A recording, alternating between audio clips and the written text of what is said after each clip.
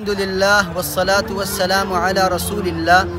جادو کا مختصر، آسان اور مضبوط ترین توڑ آپ حضرات کی خدمت میں پیش کرتا ہوں۔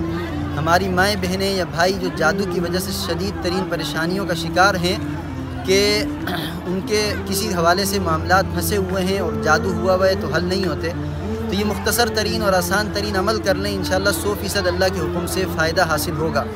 عمل اس طرح ہے کہ فجر کی نماز جماعت سے پڑھنی ہے، اس سے تھوڑی دیر پہلے اٹھیں، اور خواتین جو ہیں وہ بھی کوشش کر کے نماز سے کافی دیر پہلے اٹھیں، اور فجر کی سنت ادا کرنے کے بعد سنت اور فرض کے درمیان آپ نے اللہ رب العزت کے 2 نام یا قہار یا جبارو یہ 313 مرتبہ پڑھنے ہیں۔ اللہ کے 2 اسماء یا قہار یا جبارو 313 مرتبہ پڑھیں فجر کی سنت اور فرض کے درمیان۔ اس کے بعد اپنی نماز وغیرہ ادا کریں، اور رات سونے سے پہلے جب آپ بالکل سونے کے لیے بستر پہ جائیں تو سونے سے پہلے سنت کے مطابق اپنا بستر وغیرہ جھاڑ لیں، اور اس کے بعد باوضو ہوں، باوضو ہونے کے بعد سورہ فاتحہ، آیت الکرسی اور آخری 3 قل، یہ ساری چیزیں 7 مرتبہ پڑھیں۔